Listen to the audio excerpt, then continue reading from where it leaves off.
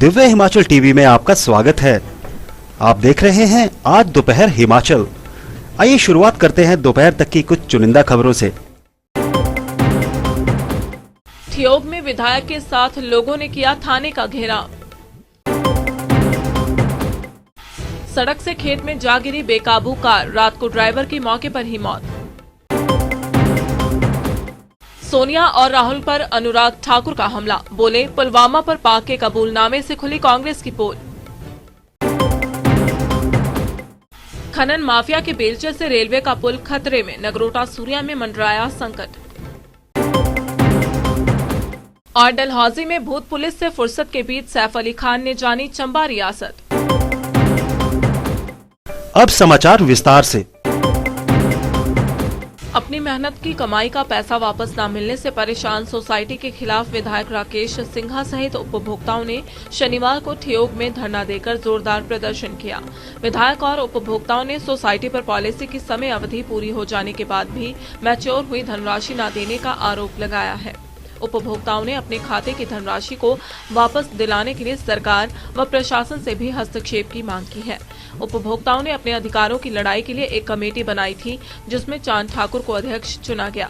ठियोग के विधायक राकेश सिंघा के अनुसार सोसाइटी ने पिछले 1.5 वर्षों से 700 से अधिक उपभोक्ताओं के करोड़ों रुपए का गबन किया है। इस दौरान ठियोग पुलिस थाने का भी घेराव किया गया। पैसा नहीं मिल रहा है, 2 साल हो गए हैं, कोरोना का बहाना कर रहे हैं। कोरोना तो साल आया है, हकीकत सच्चाई कुछ और है। और इसलिए सरकार का तंत्र का काम लुटेरों को डिफेंड करने का नहीं होता है, उसको सुरक्षा देने का नहीं होता है। प्रशासनिक अधिकारी से मुलाकात कर चुके हैं आप, क्षेत्र के एसडीएम को अपनी बात रख चुके हैं, क्या उनकी तरफ से कोई कदम नहीं उठाया गया? नहीं उठाया। आप पूछ लो, लोग गए हैं एसडीएम के बाद, क्या करते रहे एसडीएम साहब? मैं खुद स्वयं गया हूँ, ये एसएचओ के पास क्या किया है उन्होंने?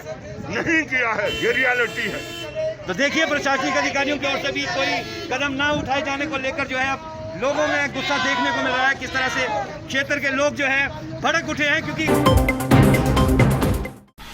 सरकाघाट मंडी हाईवे पर चोलथरा के हयोड़ मोड़ के पास शुक्रवार देर रात एक कार लुढ़क गई। हादसे में कार में सवार एक व्यक्ति की मौत हो गई।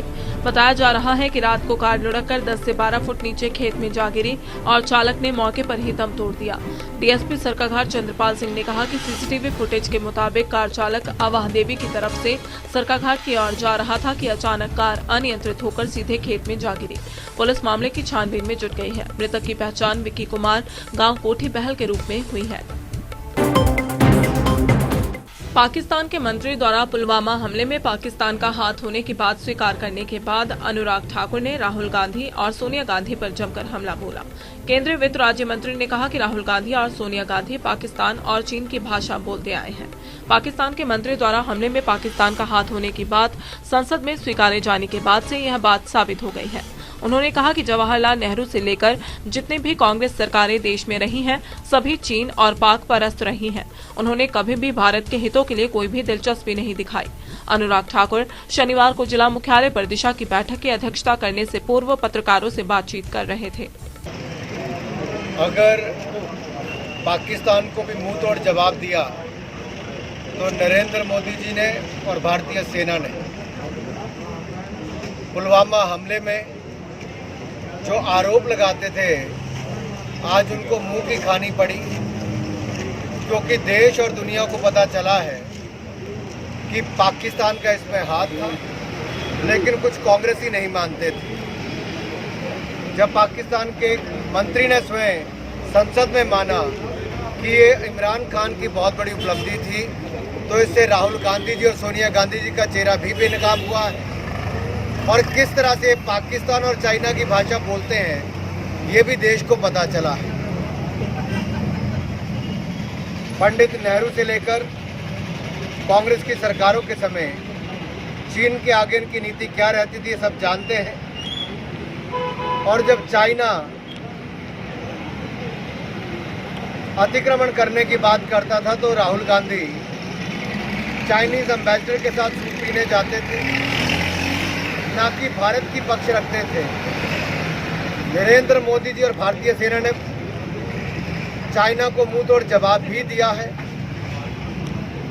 और भारतीय सीमा की रक्षा भी की है। अतिक्रमण करने वाले चाइना को, इस सोच रखने वाली चाइना को अगर मुंह तोड़ जवाब देने का काम किसी ने किया है तो भारतीय सेना ने किया है। मोदी जी के नेतृत्व में देश आगे बढ़ रहा है और मुझे लगता है इसी बात की पीड़ा कुछ विपक्षी दलों को, प्रमुख तौर पर राहुल गांधी जी को होती है। हरराज जी, पंजाब में कृषि बिल का विरोध जो है वो थमने का नाम नहीं ले रहा, जिससे रेल सेवा भी पूरी तरह से ठप है। मुझे लगता है पंजाब की सरकार को किसानों को सच बताना चाहिए कि इससे किसानों को लाभ कितना होने वाला है। राजनीतिक रोटियां सेंकने वाले कुछ राजनीतिक दल सत्ता में अपनी वापसी करने के लिए जब अपनी उपलब्धियां कोई नहीं है तो केवल इस बात का ध्यान रख रहे हैं कि किस तरह से किसानों को गुमराह किया जा सके। ना कांग्रेस कर्जे माफ पंजाब में कर पाई, ना दूसरे राज्यों में कर पाई, और अब क्या मुंह लेके वो वापस जाएंगे तो किसानों को भ्रमित करने का काम कर रहे हैं। हमने एमएसपी की खरीद कोविड-19 की महामारी के समय भी 75,000 करोड़ की और पिछले 6 वर्षों में गेहूं की खरीद 73% ज़्यादा, तो धान की खरीद 114% ज़्यादा हुई है। और खरीद केंद्र भी महामारी के समय अनाज के 1.5 गुना बढ़े तो दलहन तिलहन के 3 गुना ज़्यादा बढ़े हैं। ये अपने आप दिखाता है कि मोदी सरकार किसानों की हितैषी है और खरीद के दाम भी बढ़ाए गए हैं। गेहूं और धान के अगर 32 से 40% बढ़े, दलहन तिलहन के 70% तक बढ़े, चना के भी 65% तक दाम बढ़े, तो नरेंद्र मोदी की सरकार में बढ़े।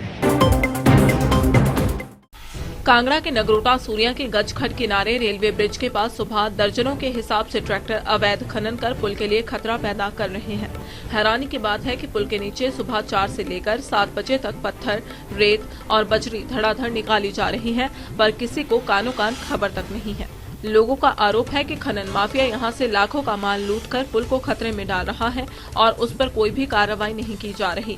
पर अगर कोई स्थानीय व्यक्ति घर के लिए या पंचायत में काम के लिए 1 या 2 ट्रैक्टर लाते हैं तो उनका पुलिस धड़ाधड़ चालान कर देती है।